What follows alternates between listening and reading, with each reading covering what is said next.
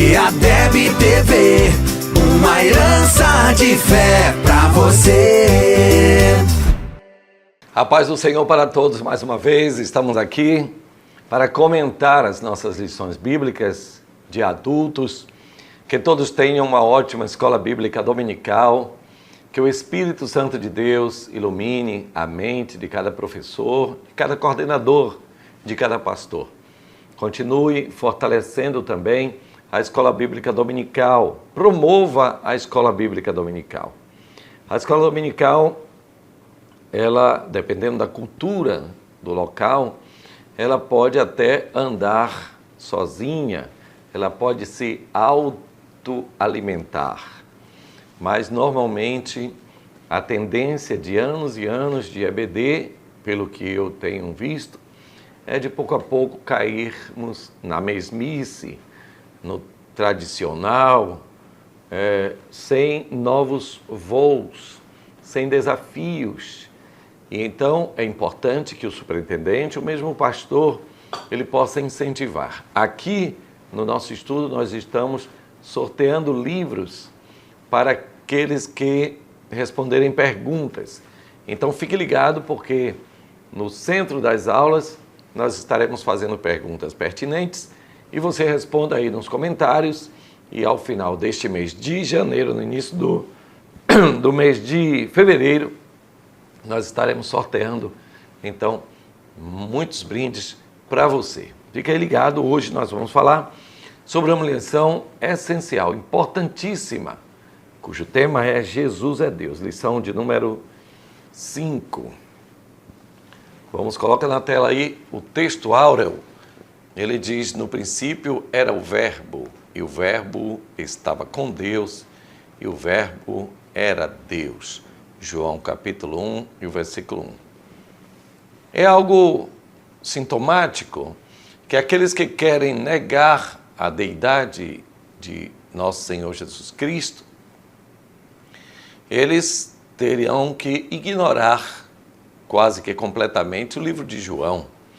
Porque o livro de João, diferente dos evangelhos semelhantes ou sinóticos, ele nos mostra uma face essencial do nosso Senhor, enquanto os evangélicos chamados sinóticos ou semelhantes, eles mostram mais a aparição, o exterior do Senhor, as coisas que ele fez, como o evangelho de Marcos. João, não, ele mostra quem ele era, a sua essência. Então, veja, observem que aqueles que negam que Jesus Cristo é Deus, ou que nasceu de uma virgem, ou seja, tanto a sua humanidade quanto a sua divindade, terão que ignorar não apenas o evangelho de João, mas o próprio apóstolo de João, porque na sua carta ele diz: quem é o anticristo, senão aquele que nega que Jesus Cristo veio em carne, né? Então é isso, o texto áureo, ele é maravilhoso, ele é sinteticamente tudo que a lição vai dizer. E por que não para no texto áureo, pastor? É simples. Porque no texto áureo nós temos apenas a versão, a visão bíblica. Os irmãos vão orando aí, viu? Para Jesus repreender todo o mal. Então, a visão bíblica, mas nós precisamos saber também das visões históricas de como este pensamento foi atacado por diversas correntes do pensamento teológico e até mesmo bíblico, não é verdade? Então, é hoje que nós vamos ver. Que Deus abençoe o querido presbítero Adonias, um grande homem de Deus. E o guarde. Vamos então à nossa verdade prática. A divindade de Jesus está muito clara e direta na Bíblia, além de ser revelada no seu ministério terreno, na manifestação dos seus atributos e obras divinas. Veja duas coisas importantes, na verdade, práticas, já estou antevendo aqui, adentrando já o mérito da nossa lição. Ela diz assim: a divindade de Jesus está muito clara e direta na Bíblia, além de ser revelada no seu ministério terreno, na manifestação, ou através da manifestação dos seus atributos e obras divinas. Então, aqui a verdade prática fala da revelação no ministério e na manifestação. João fala não apenas no ministério, na manifestação, mas ele mesmo em si, né? O que nós vimos e ouvimos e o tocamos. Então, é essencial. Quem é Jesus? Ok?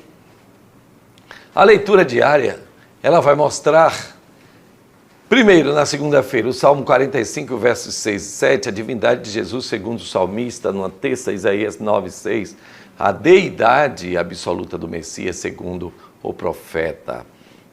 Porque um menino nos nasceu, um filho se nos deu, e o principado está sobre os seus ombros, e o seu nome será maravilhoso conselheiro, Deus forte, Pai da eternidade. Isso está falando de um filho, de um menino, príncipe da paz. Ora, a quem é dado o atributo de Deus forte, a não ser o único Deus? Mas nesse caso é Deus Filho. Príncipe da paz, Deus Filho, né?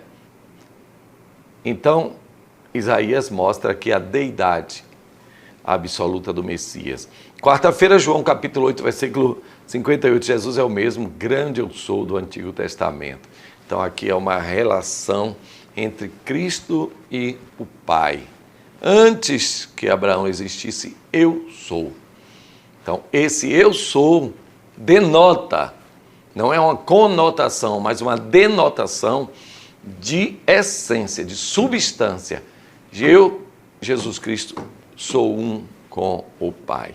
Na quinta-feira, Tito 2,13, a divindade do Senhor Jesus, segundo o apóstolo Paulo. Na sexta, 2 Pedro, capítulo 1, versículo 1, deidade absoluta, segundo o apóstolo Pedro, e assim por diante. Vamos adentrar a leitura bíblica em classe, põe na tela. No princípio era o verbo, João capítulo 1, versículo 1, e o verbo estava com Deus, e o verbo era Deus. Ele estava no princípio com Deus. Todas as coisas foram feitas por ele, e sem ele nada do que foi feito se fez. Nele estava a vida, e a vida era a luz dos homens. Ali estava a luz verdadeira, que alumia todo homem que vem ao mundo. Estava no mundo, e o mundo foi feito por ele, e o mundo não o conheceu. Veio para o que era seu, e os seus não receberam. Mas a todos quantos o receberam, deu-lhes o poder de serem feitos filhos de Deus, aos que creem em seu nome. Os quais não nasceram do sangue, nem da vontade da carne, nem da vontade do varão, mas de Deus. E o Verbo se fez carne e habitou entre nós, e vimos a sua glória como a glória do unigênito Filho de Deus, cheio de graça e de verdade. Tópicos. O tópico 1, a doutrina bíblica da divindade de Jesus. Tópico 2, a heresia que nega a divindade de Jesus. E o tópico 3, implicações do arianismo na atualidade. Vamos logo adentrarmos então o tópico 1, a doutrina bíblica da Trindade. Como a Bíblia vê a Trindade, ou a divindade, melhor dizendo, de Jesus Cristo. Nós já vimos aqui um texto bíblico de João, capítulo 1, e o versículo 1, que no princípio era o verbo estava com Deus, o verbo era Deus. Mas o texto bíblico é abundante na divindade do Senhor Jesus Cristo. Eu trouxe aqui o material, pode colocar em mim na tela, porque eu vou mudar aqui. Material que fala sobre Jesus Cristo, a sua divindade. Eu vou compartilhar com vocês aqui, porque nós vamos mostrar algumas coisas importantes que na lição não aborda, e eu gostaria de abordar. Colossenses capítulo 2, versículos de 6 a 9, coloca na tela, por favor. Ele diz assim: porque nele, Cristo, habita corporalmente toda a plenitude da divindade. Isso é o apóstolo Paulo quem diz. Em Cristo habita corporalmente toda a plenitude da divindade. Coloca aqui em mim. Então, em Cristo nós temos as duas naturezas, a natureza humana e a natureza divina. O nosso credo diz: creio que Jesus Cristo, o qual foi concebido por obra do Espírito Santo e nasceu da Virgem Maria. Então, ao mesmo tempo, ele foi concebido pelo Espírito Santo, mas veio de uma mulher. Então, aqui vemos no nascimento do nosso Jesus Cristo que ele nasceu de dupla cidadania. Era judeu, mas era do céu. Era do céu, mas era judeu. Era homem, mas era Deus. Era Deus, porém, também homem. Jesus Cristo é a manifestação de Deus aqui na terra. De todos os modos a Escritura, ela apresenta a Deus, mas nenhum modo é superior ao Senhor Jesus Cristo. Ele não era meramente um homem santo, e nem também era o mais santo de todos, embora fosse também, mas não era só isso. Ele, na verdade, era o próprio Filho de Deus. Quando Natanael, quando Filipe disse: Senhor, mostra-nos o Pai, e isso nos basta. Jesus Cristo disse: Filipe, estou há tanto tempo convosco e ainda não me tendes conhecido. Quem me vê a mim, vê o Pai. Então Jesus estava demonstrando que ele era um com o Pai. Aquele que visse a sua essência, também via a essência do Pai. O segundo ponto que eu quero abordar aqui é a importância do conhecimento do nosso Senhor Jesus Cristo. Jesus Cristo não é a revelação parcial de Deus. Jesus Cristo não é a revelação, portanto, de uma parte divina, mas Jesus Cristo é a revelação da substância de Deus, da totalidade. Nele habita corporalmente toda a plenitude. Então Jesus Cristo veio para mostrar realmente quem era Deus, quem era o Pai. Vamos adiante, um outro ponto é a sua deidade. Qual a diferença entre deidade e divindade? Quando o apóstolo descreve Cristo, ele tem em mente a sua deidade, o aspecto dele ser Deus, não apenas dele ser divino, porque há uma diferença entre divindade e deidade. Ser divino, anjos são divinos, mas não são Deus. Anjos têm divindade por serem provindos de Deus, mas não têm deidade. Eles não são Deus, né? Quando se fala na deidade, é a completa similitude, substância de Deus. Anjos, eles não têm. E Jesus Cristo, no dizer de alguns, tinha a divindade, mas não tinha a deidade. Mas sim, Jesus Cristo, o Filho e o Pai, têm a mesma consubstancialidade, a mesma similaridade, a mesma igualdade, a mesma essência. A suficiência de Cristo, quando diz que a plenitude da deidade habita em Cristo, ele tem em mente simplesmente que Deus é totalmente encontrado nele. Aquele que não está contente com Cristo somente, se deseja algo melhor e mais excelente do que Deus.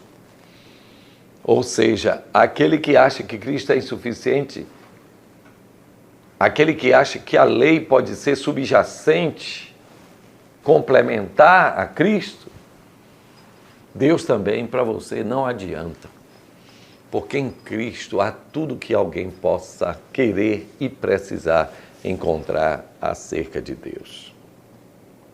Ok, um outro ponto que eu trouxe para vocês é as heresias acerca de Cristo.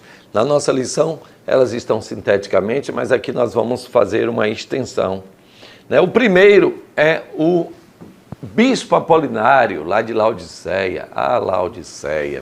Laodiceia, ele afirmava que em Cristo a natureza humana precisava da alma humana. Ou seja, ele tomava ao pé da letra João 1,14. O Logos se fez carne, a palavra se fez carne e habitou entre nós. Então ele entendia que a carne, ou seja, a palavra se fez carne, mas não veio com a alma. Por incrível que pareça, ele dizia que Cristo veio com a alma, ou melhor, com o corpo de um homem, porque o verbo se fez carne e não se fez alma humana, né? Mas o que Apolinário talvez não compreendesse e que nós compreendemos hoje, é preciso respeitar os tempos, também as estações, é que um corpo ele não subsiste sem a alma. Um corpo humano, ele tem que ter a alma. Pode não ter capacidade de tocar, pode não ter capacidade de falar, pode não ter capacidade de ver. Eu já falei aqui de um filme chamado Johnny Vai à Guerra, em que um soldado, ele passa por cima de uma granada, aquela granada explode e amputa-se então suas mãos, seus pés, ele perde os olhos, o nariz, a boca, a garganta, a capacidade de falar, a capacidade de ouvir. Então Johnny é um homem vivo, mas ele não tem comunicação com o mundo exterior. Ele não pode se expressar, ele não pode ver, ele não pode ouvir, ele nem pode tocar. Mas ainda assim, ele é um homem vivo, porque ele tem alma, ele tem sentimentos, só não pode expressá-los. Isso é interessante, né? Então, para Apolinário, Jesus era como Johnny. Ele tinha corpo, mas não tinha alma. Como pode acontecer isso? Não. Ele seria um quase homem e um quase Deus. Isso foi um erro muito grande. Na verdade, foi uma interpretação no sentido estrito do texto de João, capítulo 1, versículo 14. Jesus tinha alma humana e divina, espírito humano divino e corpo humano. O corpo dele era corpo humano. O verbo se fez carne e habitou entre nós, sendo achado em forma de homem, disse Paulo aos Filipenses, capítulo 2. Humilhou-se até a morte e morte de cruz. Agora, uma outra heresia, o nestorianismo, é esse cátedra de Constantinopla. Ele afirmava que o Logos habitava na humanidade de Jesus como um homem se acha num templo ou numa veste. Haveria, portanto, duas pessoas em Cristo, uma divina e outra humana, unidas entre si por um vínculo afetivo ou moral. Ou seja, duas pessoas. Vejam que isso é um pensamento mais rebuscado. Havia duas pessoas em Cristo, uma humana e uma divina, unidas por um vínculo afetivo, ou mesmo um vínculo moral. Né? E já foi um passo em direção ao apolinarianismo, né? O nestorianismo. Agora ele crê que, assim, Cristo é humano e divino, mas em duas pessoas. Na verdade, ele, portanto, cria que Maria não seria a mãe de Deus, mas seria apenas mãe de Cristo.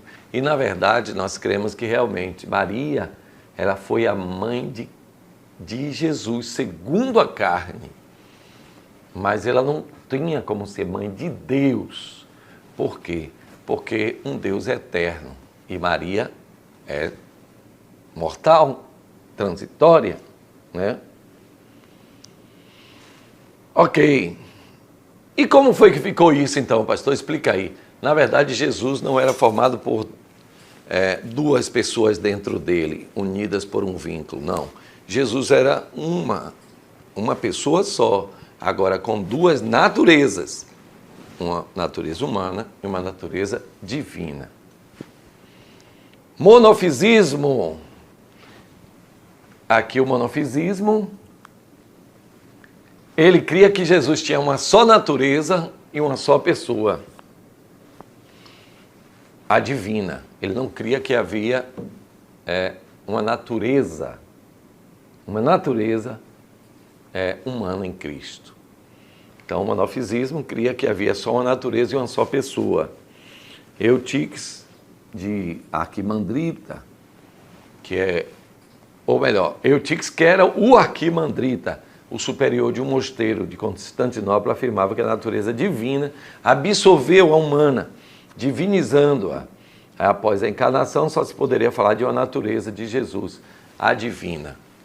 Na verdade, se depois da encarnação só pudesse falar de uma natureza divina, então como Jesus poderia ter se cansado? Como ele poderia ter se ferido?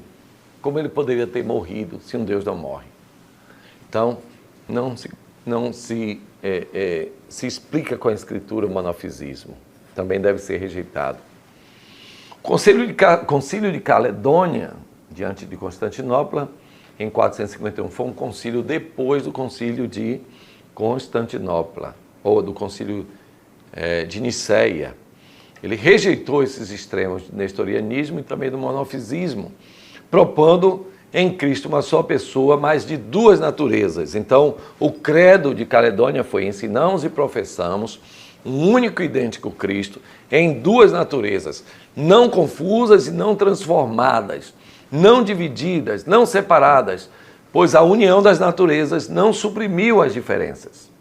Antes, cada uma das naturezas conservou as suas propriedades e se uniu com a outra numa única pessoa e numa única hipóstase, ou seja, em um único ser. Então, Jesus era uma pessoa só, mas em duas naturezas, a natureza humana e a natureza divina.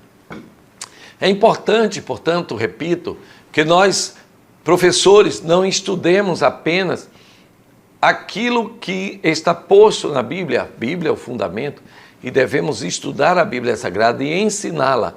Mas é preciso também defender os nossos alunos e até a própria fé, historicamente, daquilo que era tão antigo e retorna com outra roupagem. É por isso que a lição vem em boa hora, em boníssima hora, né? Usar um superlativo sintético. Por quê? Porque a gente traz a história de como foi formado, não apenas as heresias, a história das heresias, como também a história do pensamento teológico cristão. Não posso dizer um pensamento teológico moderno, porque isso poderia soar de forma errática. Mas o pensamento teológico sedimentado, apilado, afirmado pelos pais da igreja, né? Então, é muito importante isso que nós estamos fazendo. Vamos avançar, então, para dizer que, de todos esses pensamentos, o que mais abalou a igreja foi o arianismo. Embora os outros também, embora menos conhecidos, tiveram uma ampla repercussão, mas o Diário, que era presbítero de Alexandria, você sabe que Alexandria era um lugar muito conhecido, né? Onde a mente helenística ela era muito propagada. Em Alexandre tinha uma biblioteca consultada pelo mundo inteiro, o mundo pensante, né? Posteriormente, essa biblioteca pegou fogo, foi dado fogo nela, mas observe que nesse momento Alexandria estava no auge. Então, Ário, melhor dizendo, ele afirmava o quê? Que o filho é criatura do pai, a primeira e a mais digna de todas, destinada a ser instrumentos para a criação de outros seres. Então, era isso que Ário falava, que Cristo era o primogênito da criação de Deus. A Bíblia diz isso? Diz. Mas nós vamos solucionar esse enigma daqui a pouco. Que Cristo era primeiro da criação, primogênito também. Mas é preciso saber os detalhes, né? Que primogenitura é essa, né? Ele se fiava também em Hebreus, A qual dos anjos disse jamais, tu és o meu filho, hoje te gerei? Então ele dizia que Jesus Cristo, na verdade, foi criado, foi gerado, foi a criatura. Assim como Cristo disse que eu sou filho de Deus, semelhante ao Pai, porque ele disse, o Pai me enviou, eu sou o seu filho, e se fez semelhante na natureza ao Pai. Como é que a gente soluciona isso? Isso cresceu de tal forma que veio a ser uma pedra muito grande no sapato da igreja. Foi muito mais do que uma pedra no sapato, na verdade foi uma doença, uma raiz de amargura que brotou de uma maneira forte e perturbou a muitos. Mas no concílio de Nicéia, em 325, portanto antes do concílio de Caledônia, como nós vimos antes, foi redigido o símbolo de fé de Nicéia, que afirmava o seguinte: Jesus Cristo, o Filho, é Deus de Deus, luz de luz, Deus verdadeiro de Deus verdadeiro, gerado, não feito, consubstancial, homoousios ao Pai. Por ele foram feitas todas as coisas. Essa palavra homoousios significa que o Filho é da mesma natureza, ou seja, ele tem deidade, né? Que o Pai não saiu do nada como as criaturas, mas desde a eternidade foi gerado sem dividir a natureza divina. Ou seja, quando se fala de Jesus Cristo, primogênito dentre os mortos, não está falando que Jesus Cristo foi criado dos mortos. Quando se fala que ele é o primogênito da criação, não quer dizer que ele foi o primeiro a ser criado, no sentido de feitura. Não se vê na Bíblia a criação primeiro do filho, depois a criação do homem, depois a criação... Não. O filho, ele é o primogênito porque ele tem primazia em tudo. Como filho de Deus, ele é o primeiro em tudo. Foi assim que o Pai quis, né? Ele é o primeiro da criação, o primeiro dentre os mortos, o primeiro de tudo. Agora, como ele mesmo disse, antes que Abraão existisse, eu sou. Como é que vocês dizem que o Messias é filho, o Cristo é filho de Davi? Né? Depois ele disse, eu vi a Satanás como um raio cair dos céus. Então Jesus vai remontando a criação. Ao mesmo tempo ele é filho de Davi? É também segundo a carne, é descendente de Davi. Ele é descendente de Abraão? Sim, porque está escrito em teu descendente, né? Em teu descendente. Então ele é filho de Abraão também. Mas ao mesmo tempo ele é pai de Davi, ele é pai de Abraão, ele é antes de Satanás, ele é Deus, Deus de Deus, Senhor de senhores, luz de luz, Deus verdadeiro, gerado, não feito, consubstancial, homoousios ao Pai. É por ele que as coisas são feitas, porque ele é o verbo vivo que desceu do céu. Então, esse conceito do arianismo, ele foi combatido no concílio de Nicéia. Nós vamos aqui terminar com a confissão de fé de Westminster, embora a confissão de fé assembleiana, que você deve ter em casa, o seu credo, o cremos, ela é muito mais completa, né?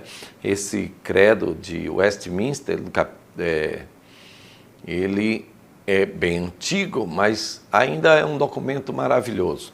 Ele diz assim, no capítulo 8, o Filho de Deus, a segunda pessoa da Trindade, sendo verdadeiro e eterno Deus, da mesma substância de Pai, igual a Ele, quando chegou o cumprimento do tempo, tomou sobre si a natureza humana, com todas as suas propriedades essenciais e enfermidades comuns, contudo sem pecado, sendo concebido pelo poder do Espírito Santo no ventre da Virgem Maria e da substância dela.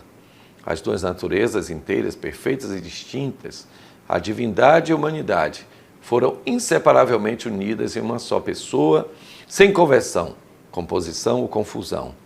Essa pessoa é verdadeiro Deus e verdadeiro homem, porém um só Cristo, o único mediador entre Deus e o homem.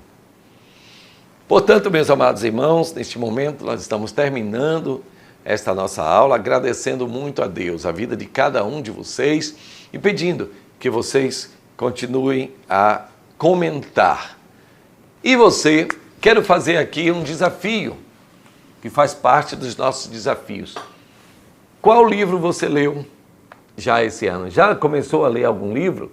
Nós, ali de Capelinha, começamos a ler a Bíblia Sagrada mais uma vez. Eu já estou em Gênesis, no capítulo 16, e você é nosso convidado a ler a Bíblia Sagrada também. Nós vamos tirar um tempo para sempre fazermos perguntas e você responde aí nos comentários e concorre a um livro. Que Deus abençoe a todos em nome de Jesus.